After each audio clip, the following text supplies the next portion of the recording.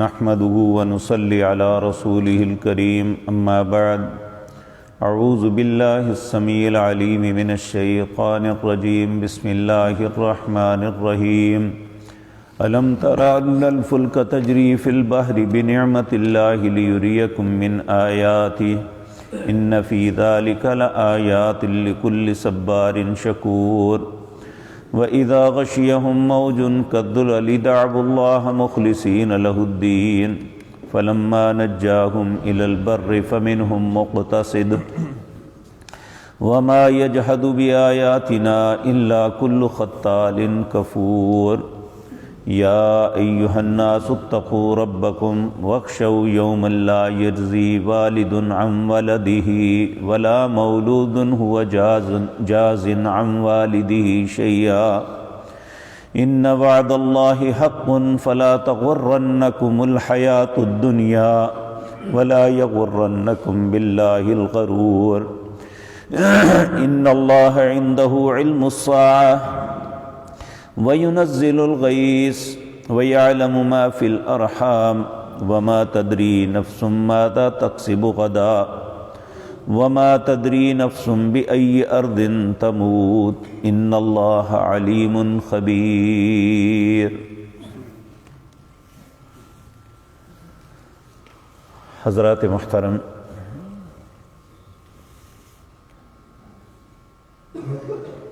کل کی آیات میں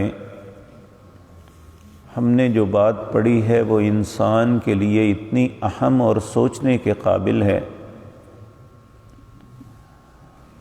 کہ اللہ رب العزت فرماتے ہیں وَلَوْ أَنَّ مَا فِي الْأَرْضِ مِنْ شَجَرَةٍ أَقْلَامٌ وَالْبَحْرُ يَمُدُّهُ مِنْ بَعْدِ سَبْعَةِ أَبْحُرٍ مَا نَفِدَتْ كَلِمَاتُ اللَّهِ۔ زمین کے جتنے درخت ہیں سب کے سب قلمیں بن جائیں، سارے سمندر سیاہی بن جائیں، بلکہ 7 گنا اور ہو جائیں، اللہ کے کلمات کو لکھنا شروع کر دیں تو اللہ کے کلمے مکمل نہیں ہوتے۔ اللہ وہ ذات پاک ہے، کائنات ساری مل کے دن رات ایک کام پہ جت جائے تو پھر بھی اللہ کی قدر کا حق نہیں ادا ہو سکتا کہ اللہ نے جتنے انعامات انسان پہ کیے ہیں ان میں آج جو آیات پڑھی ہیں ان میں بھی کچھ تذکرہ ہے۔ اللہ فرماتے ہیں الم تر ان الفلک تجری فی البحر بنعمت اللہ،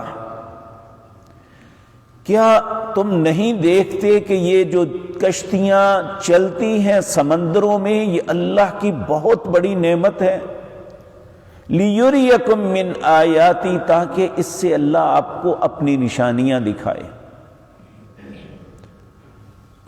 اور حقیقت بات یہ ہے کہ آج زمانہ جدت کی انتہاؤں تک ہے، لیکن بار برداری کا کام جو سمندروں پہ ہوتا ہے وہ خشکی پہ ہو ہی نہیں سکتا۔ بے شک جہاز اڑ گئے اور ٹرینیں چل پڑی اور بے شمار ایسے وسائل سب کچھ ہیں، لیکن ایک ملک سے دوسرے ملک تک، ایک جگہ سے دوسری جگہ تک سب سے سستا، سب سے آسان اور اچھا طریقہ جو ہے وہ سمندر کا ہے۔ تو اللہ فرماتے ہیں یہ میری نعمت ہے کہ پانی میں نے ایسے طریقے سے بنایا ہے اور کشتی نوح علیہ السلام کو سکھائی، یہ اتنا وزن ہونے کے باوجود پانی میں نہیں ڈوبتی۔ اور اللہ فرماتے ہیں یہ سب کچھ تم دیکھتے ہو، ان فی ذالک لآیات، یہ نشانیاں ہیں تمہارے لیے، لکل، ہر اس بندے کے لیے، صبار شکورا، صبار شکور، جو بڑا صبر کرنے والا اور شکر کرنے والا ہے۔ اللہ ہمیں بھی ایسا بنا دے۔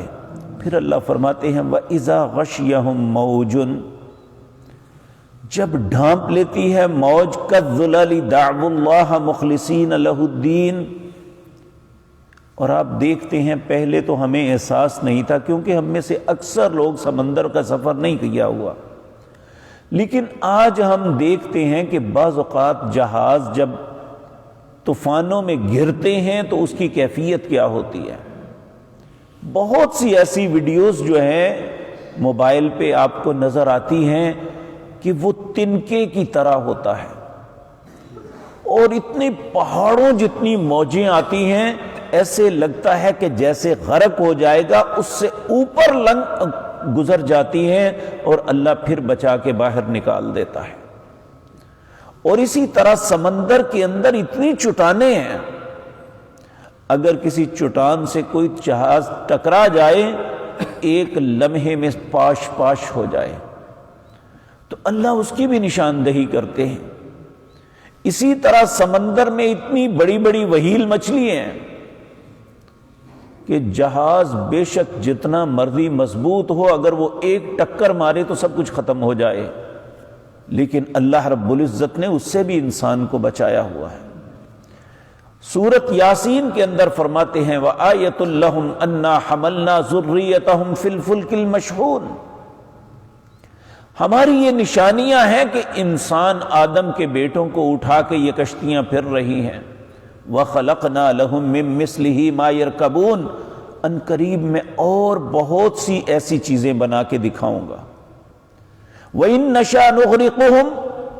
اگر میں چاہوں تو رستے میں غرق کر دوں. فَلَا صَرِيخَ لَهُمْ وَلَا هُمْ يُنْقَذُونَ. پچھلوں تک نہ آواز پہنچے نہ خبر پہنچے، ان کے ساتھ بنا گیا ہے. تو اللہ رب العزت یہاں فرما رہے ہیں وَإِذَا غَشِيَهُمْ مَوْجٌ كَالظُّلَلِ دَعْوُوا اللَّهَ مُخْلِصِينَ لَهُ الدِّينَ. جب یہ سمندر میں طوفان آتا ہے، بہت بڑی بڑی موجیں انہیں ڈانپ لیتی ہیں، تو پھر خالص اللہ سے دعائیں مانگتے ہیں اللہ ہمیں بچا لے، اے اللہ تو ہی ہے ہمارا، تیرے علاوہ کوئی نہیں ہے. تو اللہ فرماتے ہیں فَلَمَّا نَجَّاهُمْ إِلَى الْبَرِّ فَمِنْهُمْ مُقْتَصِدٌ. جب میں خشکی کی طرف نجات دے دیتا ہوں تو بہت کم لوگ جو ہیں وہ راہ راست پہ رہتے ہیں. فَمِنْهُمْ مُقْتَصِدٌ وَمَا يَجْحَدُ بِآيَاتِنَا إِلَّا كُلُّ خَطَّالٍ كَفُورٍ. اور ہماری ان نشانیوں پہ کوئی بندہ جھگڑا نہیں کرتا مگر کل خطال کفور، ہر نافرمان اور ناشکر آدمی ایسا کرتا ہے. پھر فرمایا، اللہ فرماتے ہیں یا ایھا الناس، اے دنیا جہان کے لوگو، اتقوا ربکم، ڈر جو اپنے رب سے، وخشوا اور ڈرو، یومن اس دن سے، لا یجزی والد عن ولدہ، جس دن کوئی باپ بیٹے کے کام نہیں آ سکے گا. اور ولا مولود هو جاز عن والدہ، کوئی باپ اپنی اولاد کے کام نہیں اور کوئی بیٹا اپنے باپ کے کام نہیں آ سکے گا. شیئن کچھ بھی. ان وعد اللہ حق، لوگو یہ اللہ کا سچا وعدہ ہے. فلا تغرنکم الحیات الدنیا، دنیا کی زندگی کہیں تمہیں دھوکے میں نہ ڈال دے. آج ہم میں سے بے شمار لوگ بشمول ہمارے دھوکے میں پڑے ہوئے ہیں، دنیا کو سب کچھ سمجھ لیا ہے، آخرت کے متعلق بہت کم فکر ہے. اللہ ہمیں آخرت کی فکر کرنے کی توفیق دے. اللہ فرما رہے ہیں یا ایھا الناس اتقوا ربکم واخشوا یوما لا یجزی والد عن ولدہ ولا مولود هو جاز عن والدہ شیئا ان وعد اللہ حق فلا تغرنکم الحیات الدنیا ولا یغرنکم باللہ الغرور. اور یہ دھوکہ دینے والا شیطان بھی تمہیں کسی دھوکے میں مبتلا نہ کرتے. ان اللہ عندہ علم الساعہ. عموماً لوگ کہتے ہیں جی قیامت کب آئے گی، بہت سے لوگ بہت سی باتیں کرتے ہیں، فلاں سن میں آ جائے گی. اللہ فرماتے ہیں ان اللہ عندہ علم الساعہ، قیامت کا علم صرف اللہ کو پتہ ہے، کسی کو نہیں پتہ، نہ کسی کو بتایا ہے. اللہ اکبر. وَيُنَزِّلُ الْغَيْثَ، بارشوں کو اللہ برساتا ہے. وَيَعْلَمُ مَا فِي الْأَرْحَامِ، ماں کے رحموں میں کیا ہے اللہ کے علاوہ کوئی نہیں جانتا۔ اور بعض لوگ اس پہ اعتراض کرتے ہیں، دیکھیں جی اب تو الٹرا ساؤنڈ سے پتہ چل جاتا ہے۔ یہاں مراد یہ ہے کہ ماں کے پیٹ میں جو بھی ہے وہ بیٹا ہے یا بیٹی، نر ہے یا مادہ، اس نے زندہ بھی بچنا ہے یا نہیں بچنا، یہ ساری چیزوں کا علم اللہ کو ہے۔ انسان تو ترقی کرتے ہوئے اس نے الٹرا ساؤنڈ بنا لیا اور وہ تصویر اس کی کھینچ کے پتہ چلاتے ہیں اس کے ٹیسٹ کے ذریعے کہ یہ بیٹا ہے یا بیٹی، اور بعض اوقات خطا بھی کھا جاتے ہیں، لیکن کامل علم صرف اللہ کا ہے۔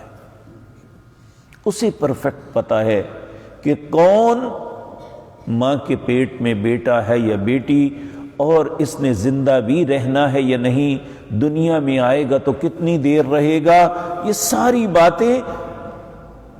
وَيَعْلَمُ مَا فِي الْأَرْحَامِ وَمَا تَدْرِي نَفْسٌ مَاذَا تَكْسِبُ غَدًا، کوئی بھی انسان نہیں جانتا وہ کل کیا کرے گا یا کل اس کے ساتھ کیا ہونے والا ہے۔ وَمَا تَدْرِي نَفْسٌ بِأَيِّ أَرْضٍ تَمُوتُ، اور کوئی نہیں جانتا اس نے کس زمین پہ مرنا ہے۔ بعض اوقات انسان نہ چاہتے ہوئے بھی کسی ایسے مقام پہ پہنچتا ہے وہاں موت آ جاتی ہے۔